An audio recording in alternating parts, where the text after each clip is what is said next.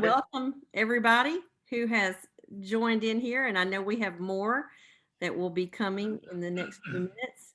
I'm Carol Grooms, and I'm the current president of the American School Band Directors Association, and I am delighted to be here to kick off this event, the first in our series of interviews with people we consider to be musical icons. And I want to introduce our guest tonight, Morten Lauridsen, and he will be interviewed by Larry Livingston, who will ask most of the questions. And I'm going to change the camera pin over to them and let Larry introduce Mr. Lauridsen. Thank you, Carol. I'm delighted to have this honor to interview my wonderful, close old friend, Skip Lauridsen. I've known him for 35 years. He was a distinguished professor of composition at USC for many years, just retired. And when I went to USC, we became good friends right away. But one of the triggers for our developed relationship was when he wrote the Chanson de Rose, the Rose songs in 1993. And as was my style, as dean, I wanted to get to know the music of all of our faculty, so I regularly listened to the music of our composers. So I put this CD of the Rose songs in my car. I was driving home on the freeway, probably an hour and 20 minutes. And right from the first moment, I was arrested by the purity and the sublime beauty of this. And so I kept trying to navigate. I gave up. I pulled my car off the freeway to a safe place so I could park and sit and listen and absorb what was being presented to my ear, spirit, and heart. I was so taken with it that I drove right over to Skip's house, bought a bottle of wine. And in those days, not now, but in those days, we would occasionally drink a glass of wine. I knocked on his door. He opened the door, and I told him about the experience I'd had, and that was a transformative moment in my long history with the art of music. I was so taken with him. I wrote him a love letter, and then he won the Rainbow Award that year. Finally, that letter I wrote was done by a calligrapher friend of ours, and I gave it to Skip. And typical of his generosity, he gave me the autograph to Direton, which is the last song in the set of the Rose songs, and it's one of my prized possessions. So Skip and I played tennis together. We've had dinner together. We've talked about problems together. We've wrestled with various issues. And it's been an incredible love affair for me.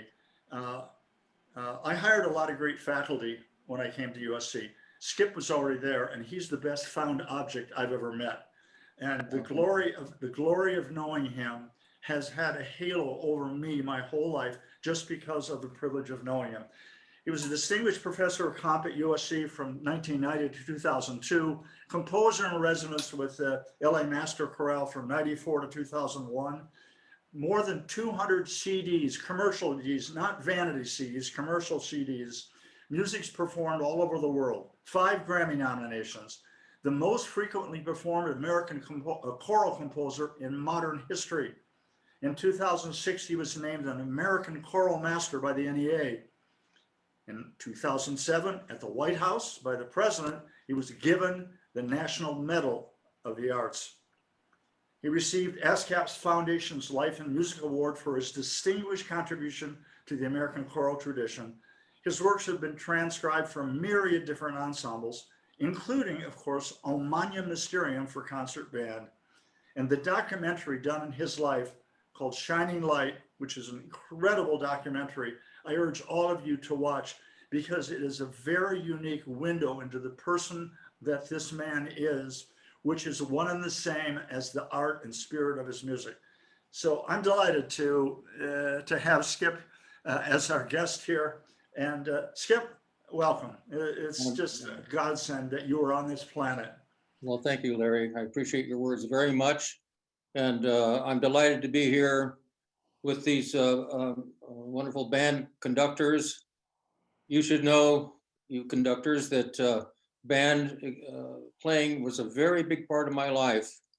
And I picked, although I started piano in the 2nd grade or so, in about the 4th grade, I wanted to join a band. And my father bought me a trumpet, and I played trumpet all the way through grade school. In high school, I was a better than average trumpet player. I was always sat in first chair. And I played 1 year, my second year at Whitman College. It was the last year I played trumpet because when I got into composition, I didn't have time to keep it up. But I enjoyed it so much. I especially enjoyed playing in dance bands. And I still treasure a rotary valve flugelhorn that I sent away to, I paid $80 for it back in the 1950s. I remember sent away to Germany to get it. I like to play jazz with the flugelhorn. And so it was very important to me to get to know the literature. And of course, you older band conductors are well aware of the fact that if you were playing band music in the 1950s, what were you playing? Holst, Hindemith, maybe Persichetti, maybe William Schumann, but mainly transcriptions of Wagner and everything else. There was very, very little going on that's new. And I'm so happy that that the band wind music now is really at the forefront of new music. One of the things that Larry asked me to do years ago was to lead a search to find a new composer for the composition department. And I told him on several occasions, I interviewed and spent days with 9 different candidates. And I had to report to him each time, they are not the one. They might be fine composers, but they couldn't teach and so on. And we had to keep it up. Frank DeKelly was number 10. And we hired him away. I think he was teaching at Trinity University at that time. And I listened to some of his opening talk and we hired him immediately. And of course, Frank has been the hero to all of us for his innovative, excellent, marvelous, incredible band music. And I must tell you now, I live on an island after retiring, after teaching classes for 52 years at USC. I'm now at my home on San Juan Island in the San Juan Islands of Washington State. I'm looking across right now across the Salish Sea to Canada. And my dearest friend on San Juan Island is Alex Shapiro, whose work, of course, is, you all know so well. If you don't, for any reason, get to know her. Talk about innovative new music for band and combining electronics and so on. I will let you know that she has just finished, I got an email from her this morning, her 4-movement wind symphony that's going to be premiered on January 13th in Grand Rapids. It's called Suspended. And get to know her music, go to alexshapiro.org. You can hear samples of it. But she is at the forefront of new music for wind ensemble and is taking it in new directions. But it was so important to me to have that experience of playing in a wind ensemble and having that background on how wind ensembles work, how the various parts work.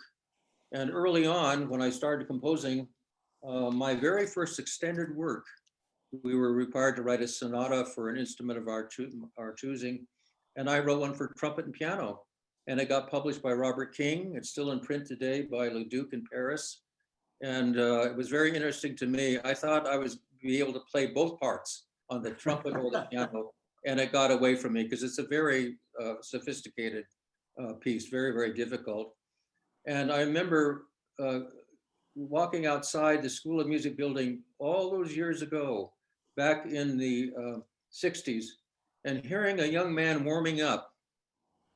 It was fabulous. And I went up to him and said, Mister, I don't know who you are, but I'm going to write you a sonata and I'd be so happy if you premiered it. And he did. He was a freshman at that time. Ronald Rahm, who recently retired from the Canadian Brass, is that very gentleman. He premiered my sonata for trumpet and piano all those years ago. And then since then, I've written pieces for brass. But you should know that one of Larry's moves, or might have been his successor's moves, to bring the great H. Robert Reynolds to USC once he retired from Michigan. He came to USC and teaches there on a part-time basis and has for years. And he came to me and he said, you are part of the reason why I'm still alive. And I said, why is that? And he said, I had a heart attack and someone gave me the Luxaterna CD. This is the one that Larry is talking about. And said, this will help heal you. And he said it did. I listened to it again and again and again. And then he said to me, would you please arrange O Magnum Mysterium for Wind Symphony? It would be perfect. And I immediately said to him, I said, Bob, I'll tell you what, you do it. You've spent every minute of your adult professional life in front of that organization. You write beautiful arrangements. I said, I will help you. I will show you all the arrangements I have done of this thing, and I will help you. And so he did that. I showed him my arrangements that included, by the way, if you don't know, I have made an arrangement of O Magnum Mysterium for brass ensemble. And it was, I went up to DreamWorks, the Lucas thing up in Novato. And I went up there and I recorded that with them. They also have my very jazzy little fanfare. I recorded it with them on the Bay Brass commissioned this, and they got a Grammy nomination for their album. It's called Sound the Bells, beautiful album of various new pieces for brass. And I gave Bob that, plus numerous other arrangements. So Bob did the arrangement, and then he played it for me, the rehearsal with the USC Symphony Winds. And I had several suggestions. He went back and did another revision. Then he came back and played it again. And this time I brought Frank Kelly down with me. And I said, Frank, I'm sure he would appreciate any suggestions as well. We both had several suggestions. And then he took those. And then it was premiered at the American Band Directors Convention in, I think it was Minneapolis, and conducted by Bob Reynolds. And then it got published. And it's just a fabulous arrangement of that. I'm sure it's been recorded numerous times. A very fine recording is at Northwestern. I think Mallory did it there. And then he arranged also Contre Key Rose from the Rose songs as well for bands. But there wasn't that many quiet kind of introspective pieces in the band literature. And so it's become a hit. Everyone does it. So we can really credit H. Robert Reynolds for these wonderful arrangements. And I'm glad that you're doing those in your schools and are interested in other things. So that's my association with band music and instrumental music. And I'm thankful for all those times spent in Portland, Oregon, playing in concert band and walking in the rain in the Rose Parade all those years ago as a trumpet player. So that's a little bit of my history in terms of my relationship with wind symphony music. So Skip, how does someone who's working for the Forest Service decide that he wants to write music, and what happens when you make that decision? Right. Well, when I went off to college at Whitman College, very fine school in Eastern Washington, I took no music at all my first year there. I took a required subject, but I always thought that music would be an avocation. I would enjoy it, I would play. But after a summer of fighting forest fires for the Forest Service, I requested and very thankfully was given a lookout position on a tower, a remote tower up by Mount St. Helens in the Gifford-Pinchot National Forest. Aside from one day that I came down off that tower in that area, I was up there for 10 weeks alone, save for the ranger who would bring me food and supplies once a week. But it was a great time of introspection. I did a lot of reading. I read a lot of poetry, which I continue to read every day. For over 50 years at USC, most all of the classes I ever taught, I started with a poem. And that it's very important to me that how important poetry is on so many levels. But I love it when my students became quite enamored of poetry. And one of the times that I had retired, or the semester had come to the end, they had all given me special poems that they had written that they wanted me to have. But I spent a lot of time saying, coming to the realization that, and you all have done this, every last one of you conductors out there, music had to be a huge part of my life. And I didn't know in what direction it would be. I didn't think I would be a performer.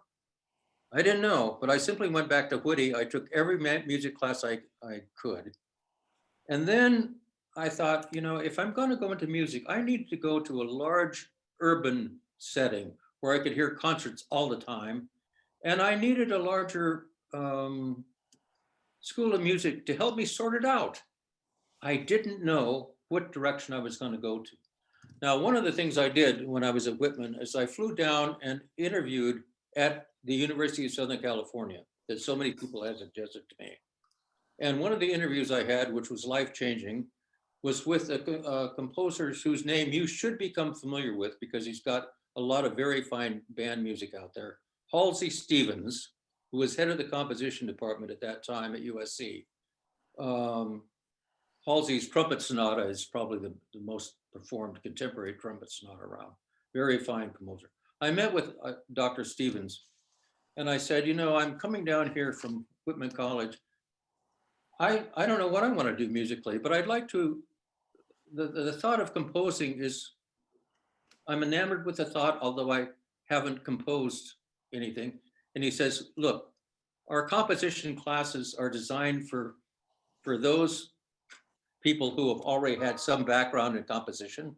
We vet them, we look at their compositions, and you're saying you haven't written anything, but you want to get in one of these classes? And I said, yes.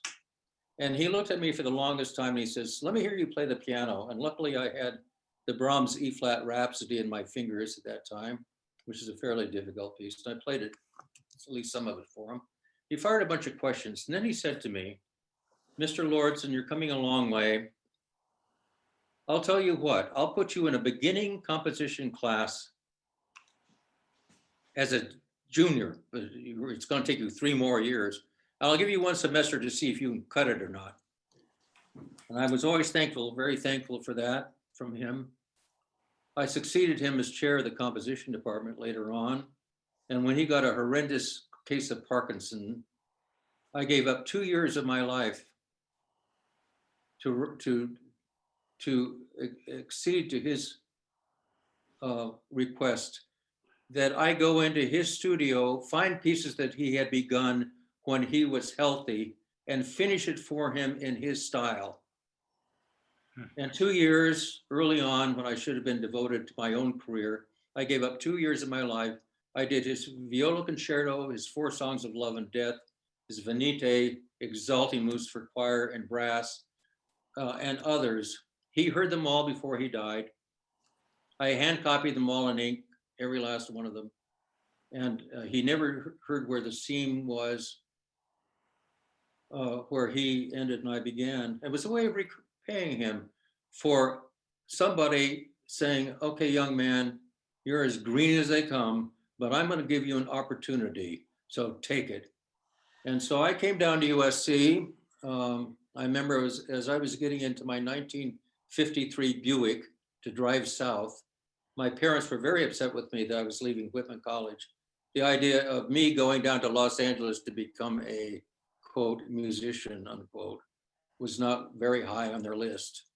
And my mother's parting words, I do wish she were alive today, were these. They ring as true today as they did all those years ago. As I'm getting into my car to drive down, were these. When it doesn't work out, you can always come home and eat crow. And I said to her, I'm going to give it my best shot. Most people who they go down to Los Angeles to become anything in the arts, actors or whatever, they don't make it. There's so much competition. But I learned on that lookout that something deep inside of me said, you've got to go for it. And I said, I'm not going to be an old man looking back on my life saying, why didn't I have the courage, the guts to do it what I could and give it my best shot? So I went down there. I lived in a shack in the ghetto for years. And I was taught very, very well with on the graduate with Ingolf Dahl. You've all done his Sinfonietta. I studied a year with him. Halsey Stevens, Robert Lynn, who's Propaglia, I'm sure you've done. These USC composers have left very, very fine works that are part of the standard repertoire. So I studied very hard. Within 2 years, I had written that trumpet sonata that got published, a choral piece that got published, and the faculty says, maybe that green kid's got something happening here. And they kept me on, they gave me scholarships, they gave me a teaching assistantship. And then when I got my doctorate, they said, we'd like to have you stay on the faculty. And I've been there all my life and had the great privilege of running the composition department for several years. I founded the advanced studies program in screen scoring, which is there's no better program anywhere in the world than that, all those years ago. And so I left my mark at USC, but also anything that's reflected on me with all these awards and everything, it's reflected upon the teaching I got at USC by absolutely dedicated, superb teachers of every kind. And I'm always so grateful for that and the fact that I've been able to repay them in certain ways, repay Halsey in certain ways. For the opportunity. I worked very, very hard. I had to. I'm living in the ghetto. I don't have any money at all. I'm trying to learn how to notate music, to write music. And I can't remember sleeping for years, just working around the clock and being inspired and calling upon my experiences as a performer in bands and in choirs. And also developing my great love of poetry, which I have set throughout my life in my vocal music. So that's basically my history in a nutshell. And so I've talked a long time, but I wanted to give you some sort of a sense about where I was coming from and how all of this stuff fits into my life and certainly the wonderful experience I had as a performer. So there you go. As long. Skip, Anyway. I think it's remarkable that Odyssey, which is rare and shows the tenacity you had and how deep music was etched into your soul, that it absolutely drove you despite all the obstacles. Yeah. But I also think it's interesting that you're not in LA right now. So you're on an island just off the coast of Washington where you live much of the year. Can you talk about the importance of that, the relationship to nature and serenity that you find is so core to your life and music that you have by living on this island? Right. And it's especially important. One of the things I value that I discovered how important it was on that lookout up there with just me and the coyotes. I'd play my trumpet at night for them and they would howl and howl. Look, when I was a kid, one of my relatives bought some beach property on a very remote island in the San Juan Islands. It's called Waldron Island. And they took me there as a kid. There were only 11 people on this island. It's 4.5 square miles, completely off the grid. Look, until we had cell phones, because nobody had electricity or anything. There were no phone lines or anything. It absolutely is the same thing. It would have been the same thing in the 18th century as it was when I showed up. Anyway, the silence of that place, I bonded with nature so deeply. The sounds of nature, the quietness, the beauty, all of this. So when my aunt and uncle sold their property, I tried to get back on this island and I was able to get a very unique falling down, abandoned general store on the waterfront. At one time, Waldron Island had 400 residents, and this was back in the 30s, where there was a quarry on Waldron Island, and they were taking the stones off of Waldron Island to use as the backwater for Seattle and Olympia and Everett, and big ships would come in there and pick it up and take it off. And there were 2 general stores. Well, after that ended, everything kind of fell apart. Both general stores went out of business. A guy named Roy Crum had built his general store. It was right on the waterfront. and he died in 1952. And the general store had become abandoned for all those years, and people had used it kind of as a free hardware store. If you needed a window, go yank it out of Crumbs. They called it Crumbs Castle because it had a crenellated rooftop that looked like a castle. And I used to go in there as a kid when I get to that part of the island, and it was filled with birds' nests and rats and everything else, and no windows left, no doors. Anyway, it came on the market.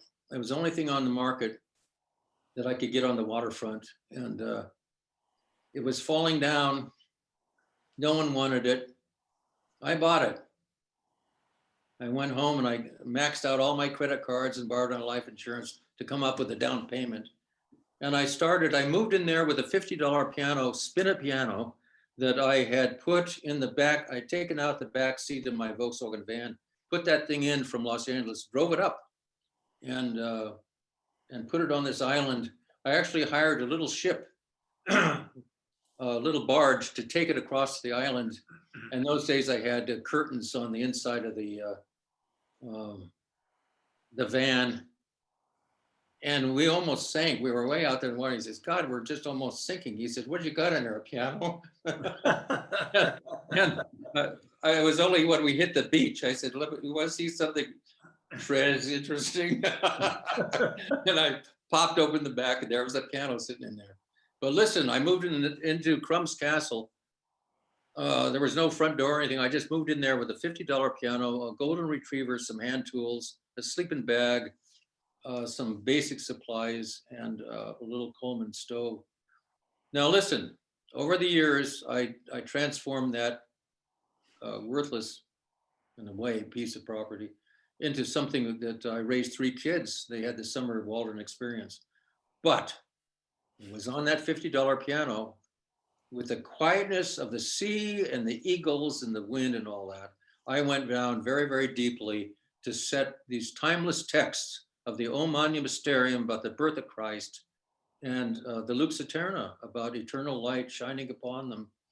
And I had to go down very, very deeply within me to try and write something beautiful that would last, that would make a difference in the listener and the performer's lives, that would be transforming. Listen, if you go to mortenlauridsen.net, please do. There's something called In the News section. And if you go to that, you will find a 4,000-word essay, 7,000 word essay published in the Choral Journal on my setting of O Magnum Mysterium and how it relates to the Baroque painter's still life with lemons, oranges, and a rose,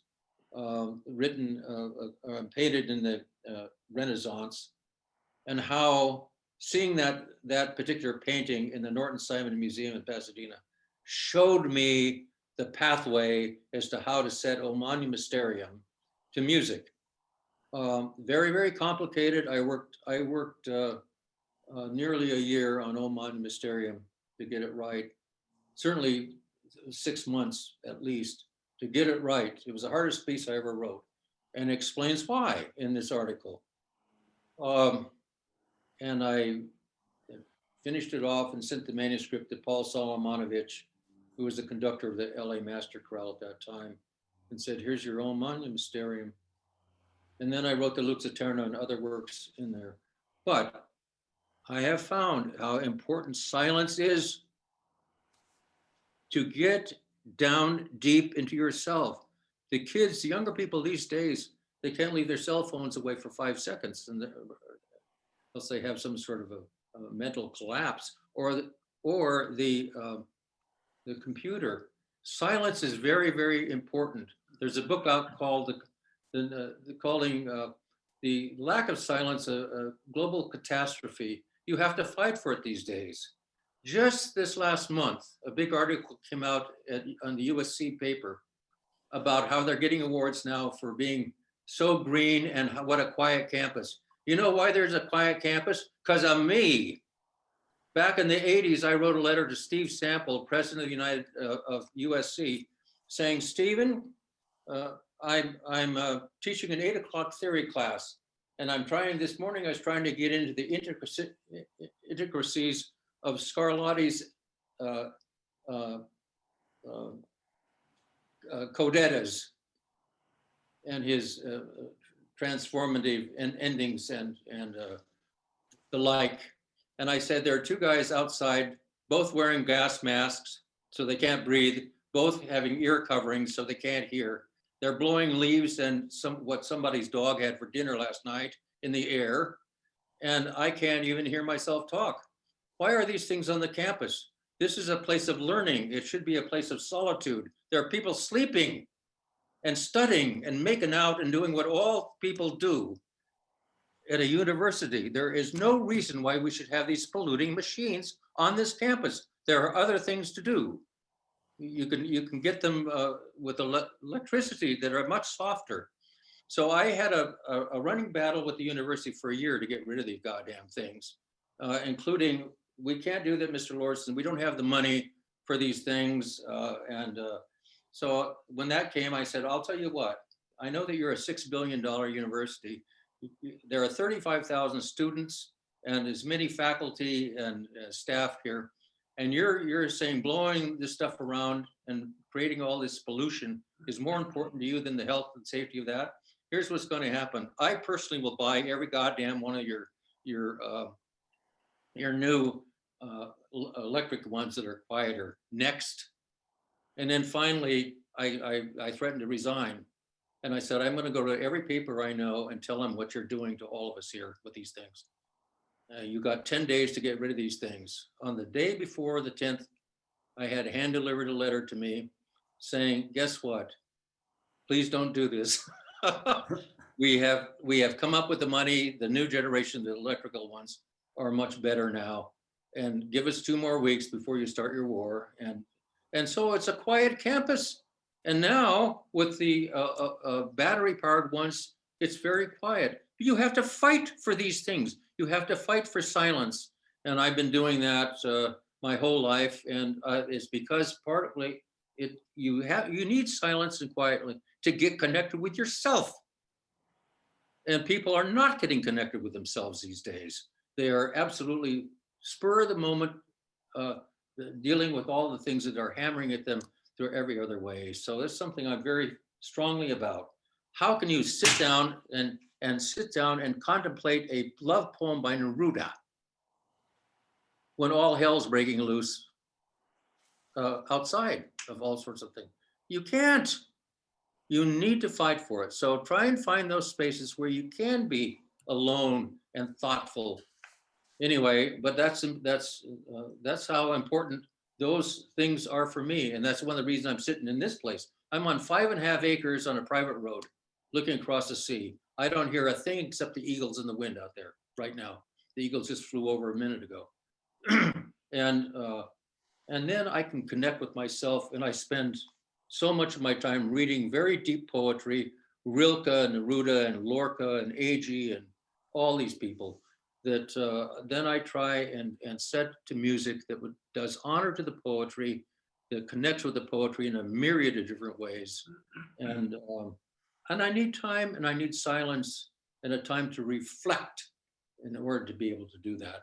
So that's the answer to why those places are so important to my art. So that's profound and revealing. It feels to me a little like Waldron Island is it's as Madeleine was to Proust.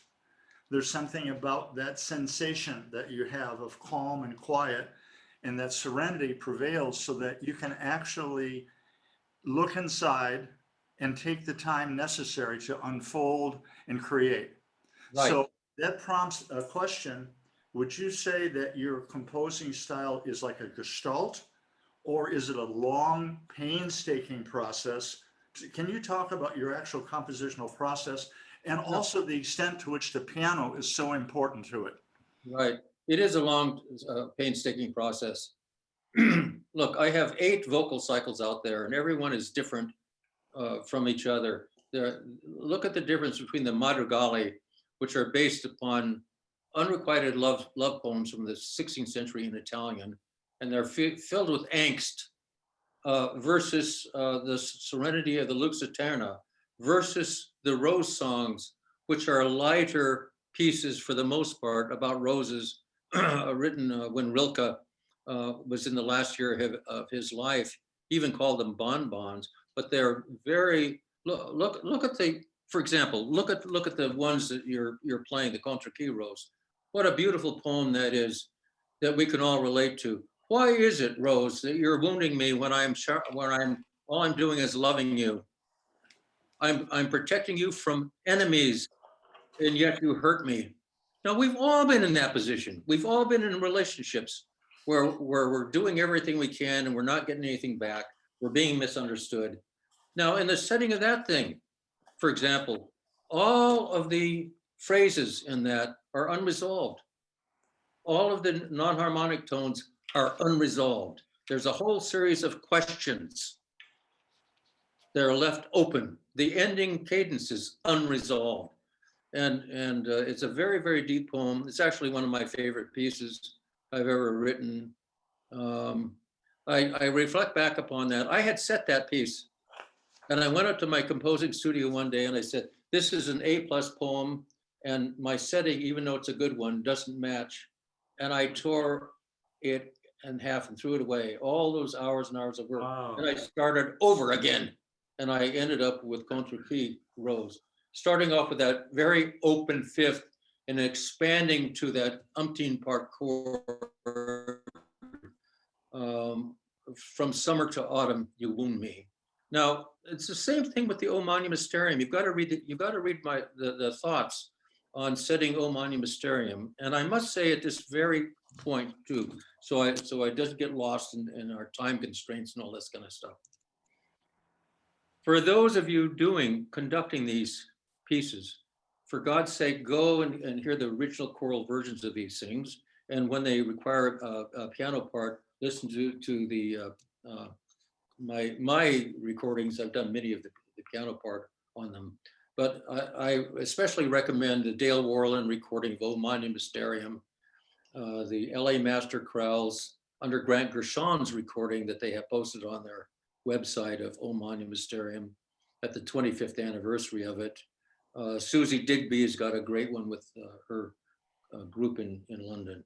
But you have to understand, it's a very, very hard piece to do well. You have to understand especially that these pieces, that piece specifically, comes right out of chant, and there's a great flexibility in the tempo on this. There has to be a push ahead and hold back. There are no eighth notes at all in this piece. It's a long lyrical line. I remember one of the worst times I ever had with that piece of music was in a rehearsal with a band conductor at some college in the Midwest, which I won't name. This is years ago. And I was there for a choral residency. He says, we're doing O Mani Mysterium. You want to hear it? And I said, hell yes, I'll go in. So picture this, you go in there, he's doing O Mani Mysterium. The guy has got a baton that looked to me like 18 feet long. You don't really need a baton for this particular piece. And he starts out by tapping the thing. And here we go in huge gestures at this tempo. Oh, oh, oh, oh, magnum is. I think he got to about beat 7 before I sprang out of my seat and took the baton away from him. I said, I'm not going to have my piece murdered like this. This is not the way it goes at all. Sit down. And I conducted it. And it has to flow.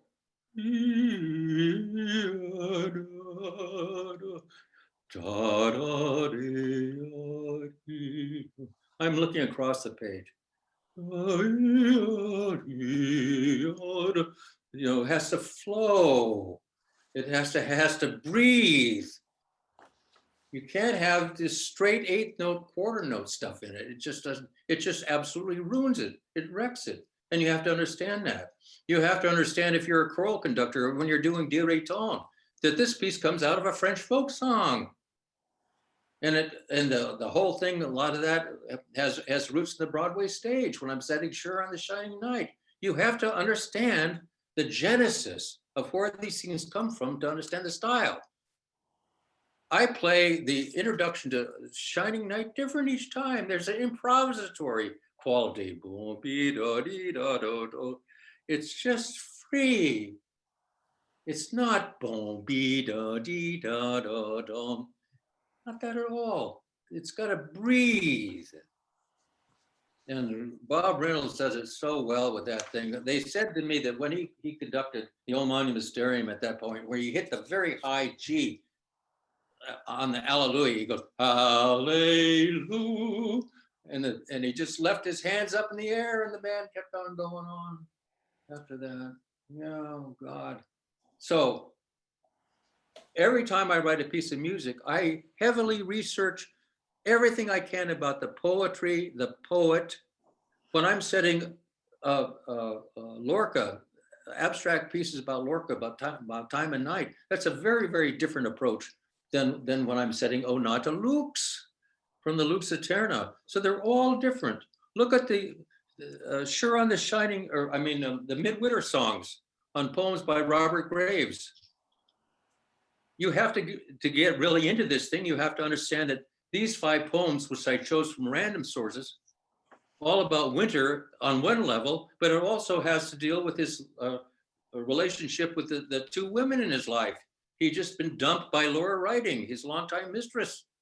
And that's why Dying Sun, Shine Warm a Little, Dying Sun, there's got to be a lot of edge and angst and passion in this one. And then he turns it into a piece of ice for the second movement. And so it has to be very crystalline. And then he finds love in the third one with his new wife, and all the edges are gone, and it has to be very flowing. And then on the next one, he says that he now becomes a poet again, and he finds no winter anywhere to see, and it's light and delightful and jazzy. And then the last one, a prayer to keep his heart from being busted up again.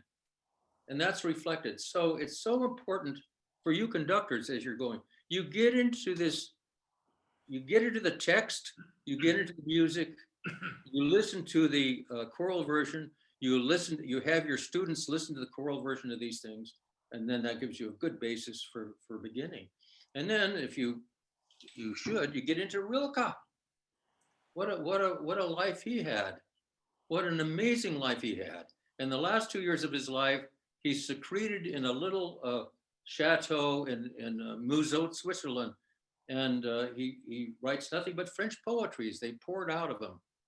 And including all of these things about roses, which were an important part of his life. I've always thought it was very ironic that this man, even though he died of leukemia, that his death was hastened by a very bad infection he got from a rose thorn. Mm-hmm. Yeah. So you just look, it's a big sponge. You get out there and you take someone like Robert Graves, a poet, you get into the music, then you see how the music is set after understanding the poetry, and you get into his life. It's just fascinating, but it gives you a deeper understanding of everything about things that edify your own performances. Beautifully said. It's really important. Skip, I know we're going to run out of time in a minute, and obviously everybody on this call would like this to last for about 10 more hours, because being able to access the source of the art and hear you speak about it has tremendous value for all of us. I wanted to say that the language of much of your recent music has a unique relationship to the history of tonal harmony. And you somehow have found a way to harvest from that big milieu a language in which the harmonic life and cadences, or lack of cadences, have their own original beauty. How did you find that, especially growing up in an era, because we're about the same age, when people were hammering at you, you've got to write micro notational, anal retentive, Right. complicated music. How did Right. you find your voice? Well, first of all, as a creative artist, you must be true to yourselves, and you do not pay attention to fads that are going on. Do not pay attention to what is in and what is out. You write what you feel. And I always did that. Listen, believe me, I felt all those things when I'm growing up, and you know, or Boulez is saying, if you're not writing serial music, you're not a composer. I mean, this kind of thing.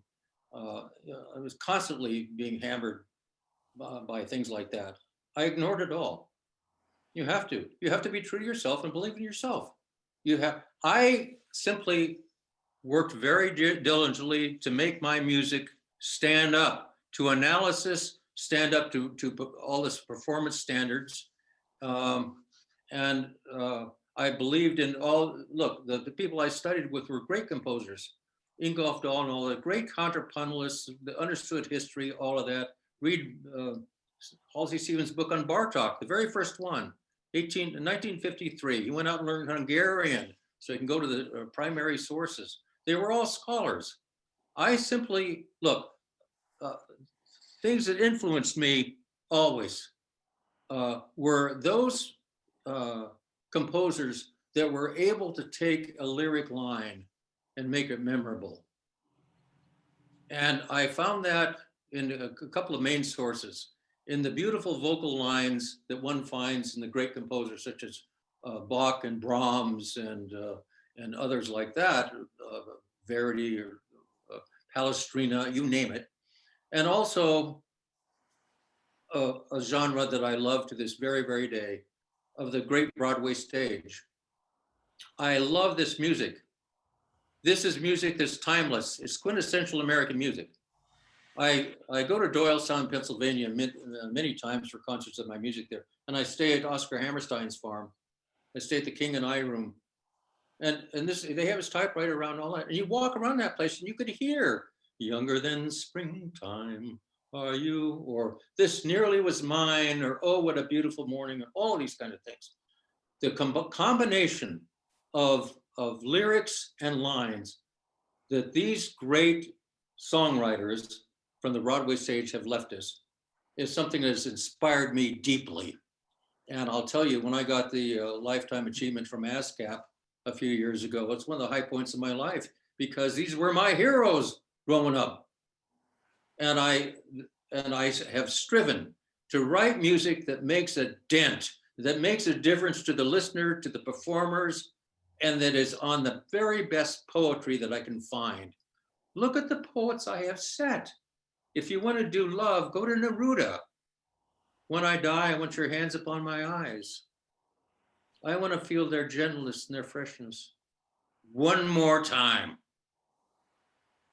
And he goes on to say, "Well, I'm dying, I'm gone, but I want you to live. I want you to feel the sand on your feet, the wind in your hair, the sun on your shoulders. And in the meantime, everyone's going to know the reason for my song." Now, it doesn't get any better than that. It simply doesn't. And this is what inspires me. Or the last Neruda I set is essentially, "You're it, nobody else." Mm. You're it, nobody else. He's got 100 of these poems that he wrote for his wife. Go out and read it to your main squeeze and see what happens after you read a couple of those things. I'm telling you. Or if you want to go for imagination, you go to Rilke. He forces you to use your imagination. Absolutely forces you to do that. He describes memory as that which now sits nearby with her hair all undone. Beautiful. I read this stuff every single day. It's part of my life. It's like breathing. And I try to get my students into this. They are doing with words what we are doing with music. And if you're going to be a vocalist, especially, you better understand poetry. And I found myself having to do extra hurdles by going to various languages. I'm no linguist at all. It takes me a hell of a lot more time to set stuff in Italian, Renaissance Italian, French, Latin, Spanish, but I wanted to set these things in the original sound, the original language. And also, I'm just striving to do honor to their art. I'm messing with somebody else's art, and I want to make sure. And look at my setting is Sure on This Shining Night. You know, Don Briniger, a conductor, was after me for years. Set Shining Night. I said, "Are you mad?" I said, "Look at the iconic settings of Sam Barber of that thing. I'm not coming within a country mile of that text." And then finally one day he said to me, "Oh, now I get it. That's right. You're the very first person to set O Magnum Mysterium to music." And I had to say, touche, touche. But look at my setting. It's totally different. It's totally different. It's than the Barber. It's a long lyric line that I wrote mostly in my head when I was driving back from Santa Fe for an art show to Los Angeles. Sure on this shining night.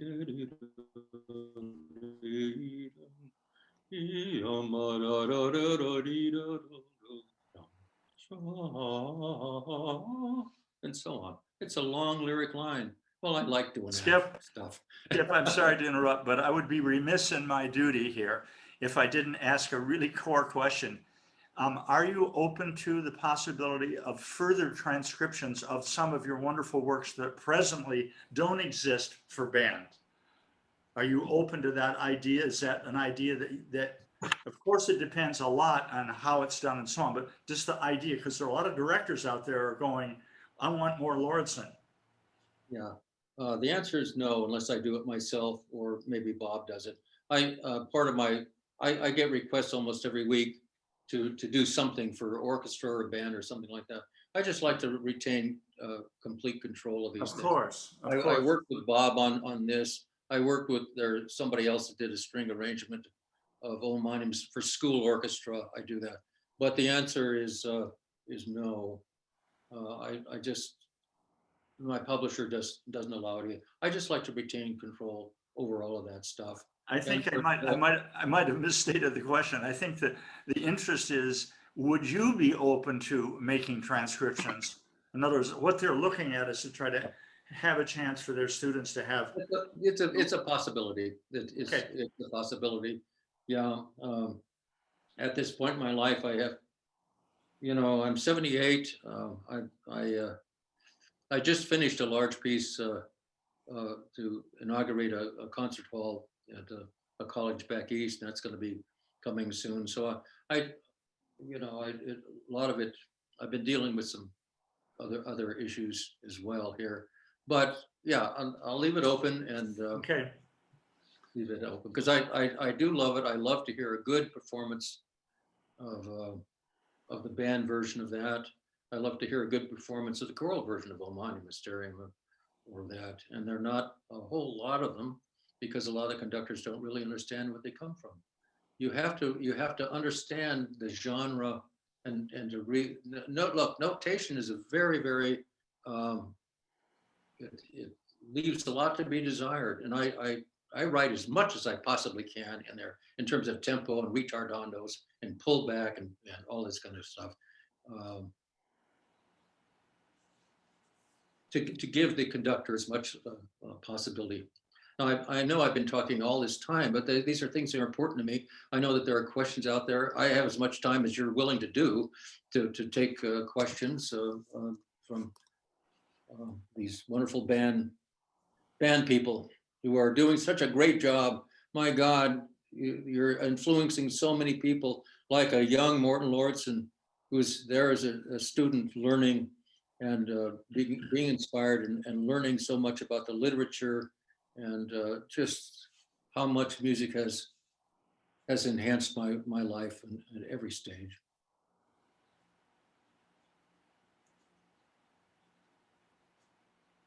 Well, I think your eloquence is the reason we did this, to really have an intimate perspective. And as typical of you, you're incapable of betraying your heart. You don't have that neuron. So what you say is the truth of you at the very bottom. And it's incredibly moving to hear you, even though I've known you for 35 years. And now actually you are 6 months younger than me. I have to acknowledge that, but we've both been around the world a few times. And Yeah.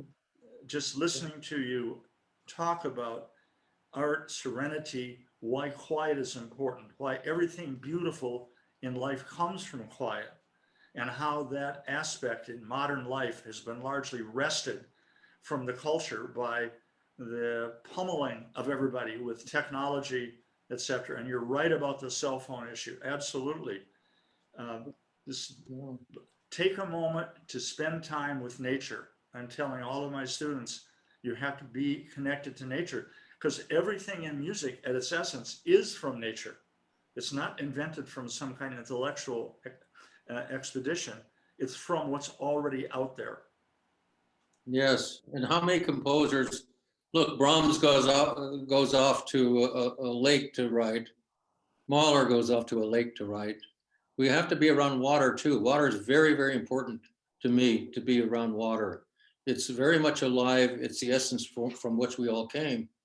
And to have this combination where I am, I'm looking right now at the Salish Sea, surrounded by all these beautiful green trees, and to nature. But you have to fight for it these days. There are so many things that are preventing people from connecting with themselves, and you lose track of yourself. It's very good to reflect. And I made that decision all those years ago as a young man. What am I going to do with my life? I have got to give music a shot, no matter what it takes. I don't know which direction it's going to be, but thank God I came to the right place. I was taught by dedicated teachers, and they helped me sort it out. And I think back on all those teachers in history and everything else, whose knowledge I absorbed and I bring to my art constantly. And a lot of them were tough. You know, Ingolf Dahl was as tough as they came. My God, every single time I had a lesson with that guy, it was like having a doctoral oral. Every single time. He would sit there and fire questions at you. He would look at your music. I remember the first lesson I ever had with this guy. I had written the first song of a cycle called A Winter Come that's gone on to win many awards. And it was my first publication with Pure Music. He was very formal. He was from Germany, and oh, believe me, he was the professor and you weren't. Let's put it that way. Michael Tilson Thomas and I were studying with him at the same time, and I took in my first song. It was very formal. Come in, Mr. Lauridsen. Do you have music to show me? And I said, yes, here it is. I'm writing a song. This is the first one of this cycle. May I see it? So he looked at it for a while and then put it down. And then for the next solid hour became a series of questions. Mr. Lauridsen, tell me what happened in 1803 musically, and don't tell me what everybody knows. Mr. Lauridsen, improvise a modulation from this key to this key using the Neapolitan as the pivot chord at the piano. Mr. Lauridsen, here's the subject of a 3-part fugue. Write the response right away in the counter subject. Mr. Lauridsen, let's play this Bruckner Mass from full score. Ready? Here we go. Orchestral score. Mr. Lauridsen, tell me everything you can about the Schoenberg Chamber Symphony. This went on for a solid hour. And I remember at the end of the hour, I didn't feel so hot. And I remember as the time ended, I picked up my score and went for the door. And I hear, Mr. Lauridsen. And I turned around. I said, yes, Professor Dahl. And he goes, when frost moves fast and gardens lose their crown, and gold goes downward in the trees, no sound accompanies departures of the leaves. It's the first phrase of that song I'd shown him an hour before. He looked at, and then he put up his hand and did this little wave motion. And he said, see you next week. And I thought, yeah, if I don't throw myself in front of a bus between now and then. I had 32 lessons in a row that were exactly the same. Every lesson. Mr. Lauridsen, you had music to show me. And then he had this big lethal book sitting on his piano that he'd open up and he'd say things like this. Oh, Mr. Lauridsen, here's a passage from a medieval motet. You see all of the voices are in these different modes. Why don't you play it at the piano or different keys, different clefs. Could you play the piano and sing the alto line? Thank you very much, Mr. Lauridsen. Just absolutely filled every week. And a lot of people crumbled, they couldn't take it. I used to get physically sick before these lessons with him. But I look back on the music at that time, I wouldn't change a note, not a single note of any of that stuff. I honed over every note. And this was a time when a lot of people were writing serial music. And by God, if you wrote a piece and you didn't, and we're studying with Ingolf Dahl, and you couldn't justify every blasted note, you were sunk. Because he purposely would do this. He'd bring in a piece and he would purposely make mistakes when he played at the piano. How'd I do? You know, and if they said, oh, that sounds pretty good to me, you know, he could never catch me on anything because I slaved over every damn note I ever wrote for him. And it stands up. It stands up. This is why this music, I don't think a lot of this music is going to last for a long time. I don't see O Mane Mysterium disappearing. No, God. Oh, trying to get that piece right. Read that article at mortenlauridsen.net and you'll see what I'm talking about. How am I going to deal with the Virgin Mary's death? How am I going to deal with, within this context of the most basic chords I can imagine, portray her death, her feelings about seeing her son murdered? How can I do that in this context? I lost so much sleep on that. Then one night came to me, I said, got it. And, you know, from dealing with that, you know, there's the most important note in that piece is a G sharp. It's the only note out of the key. The altos have it. Piata be, right there, here go. It creates a 9/8 suspension, an appoggiatura over a secondary triad, F sharp minor triad. And it puts a sonic spotlight on that particular tone. It's the only tone in the entire piece that's out of the key. It repeats on the word Virgo. And it illuminates the meaning of that word. And it is a dissonant and it resolves within the minor. And I get letters from composers, especially about that particular note. Oh, yeah. So anyway, it takes me a while to figure things out, but I persist and I stick with it until it does come, and it's just the right one to come. And it's very subtle, but look at the subtleties in the painting that Zubran did with an homage to the Virgin Mary all those years ago, and the symbolism of the rose and the Easter fruit, the blossoms on the oranges, and the importance of the chalice. All these things you have to work and work and work to study and understand, and then it affects your art, and then you take all that knowledge and you go into it. And you have to do that as a conductor. I tell every single choral conductor, you better get into the poem and the poet and all that before you even look at the music. And this for you people doing my wind music, same thing. Look at the choral version of this, understand that where it came from, and how it should be prevailed, and how to handle the tempo fluctuations, and how to make the music breathe. Oh, all of these things. And this is all what we're doing. We're doing to make our art the very best that we can, and to a few things that we can hang on to these days. It's something that's there for us. There's all hell's breaking loose in every which way. Planet. And the one thing that we can hang on to for sure is music. And when you get into some jam, what do? You turn to great poetry and great music, and you put on the Mozart Requiem and you say, I'm going to hang on to this. But I see the music. I wrote the Lux Eterna when my mother was dying. She's heading out of here. What the hell am I going to do about that? And so I go to those texts about eternal light shining upon them.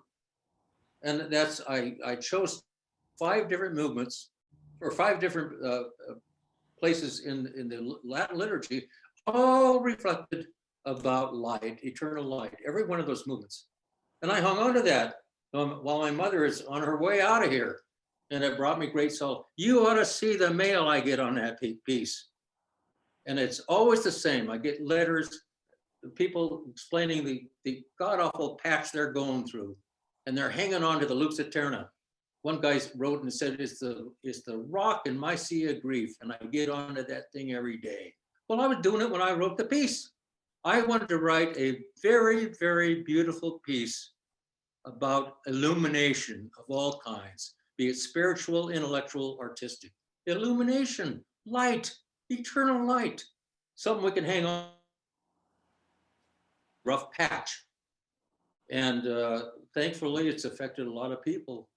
And I get a great deal of mail about that. Or look at my setting of Dana Joya's prayer. Dana Joya, who's one of our finest all-around Renaissance people. He ran the National Endowment for the Arts for years and years and years, and is a distinguished poet. He loses his son to SIDS 30 years ago. And he writes this poem. The beginnings of the poem, each one of these lines are slightly unsettling phrases. You don't know, footsteps in the alleyway, jeweler of the spiderweb. There are a bunch of things. And then later on, he gets down to this thing and you start to understand what he's saying. What's ever out there, whether it's God, nature, spirits, or something, take care of his little boy for him. As a mountain guards its covert oar, and the harsh falcon its flightless young. Now, I set that to music. It's been recorded several times. And you ought to see the mail that we get from parents now who have lost their child as SIDS. It's something that they can hang on to.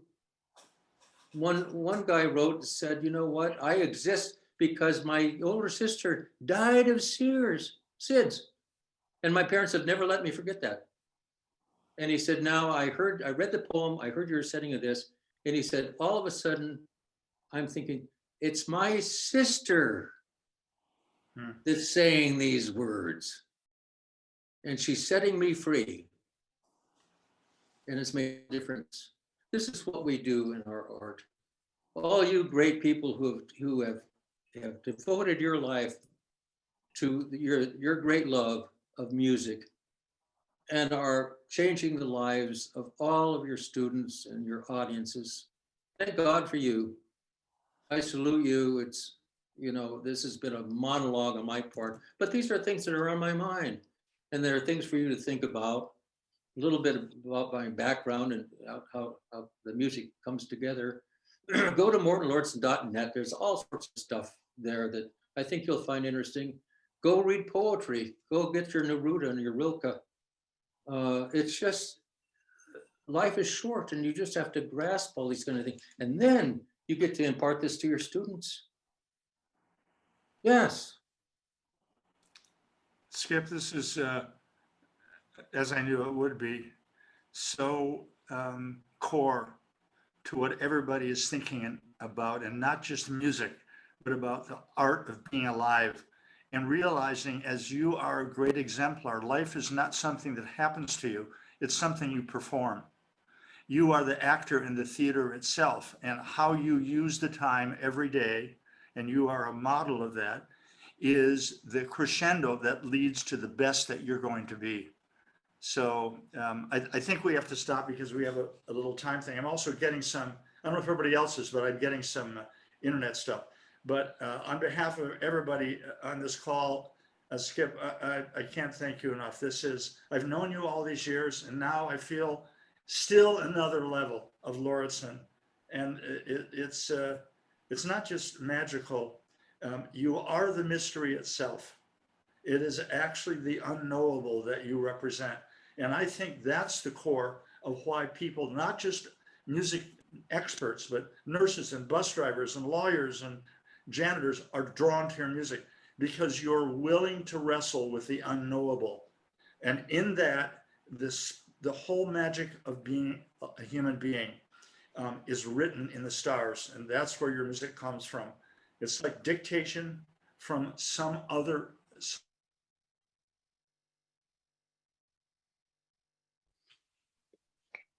I believe we lost Larry. Well, I'm going to pick up right where he left off and say thank you so much for being here You're very tonight. welcome. It's been wonderful and inspirational, and it just makes me excited for the rest of this series. I don't think anybody will top you. So I want to invite everyone to come back when we do this again on June the 23rd, when our guest then is Larry Livingston. Right. And we will have a few more of these later in the summer. And if anyone has suggestions of people that you would like for us to approach to be a guest for our interview series, we'd be interested to hear you. Just send me an email and we'll get to it. Larry is a great supporter of the American School Band Directors Association. Very, very helpful and very generous with his time and his feelings. And we have a dear spot for him. And we appreciate him connecting us to you. My Mr. great Lauridsen. pleasure. Skip, give my warm regards to your wonderful wife, Amber. I hope your life continues just to be nothing but the dance of love and joy. Thank you, Larry. Thank you for everything.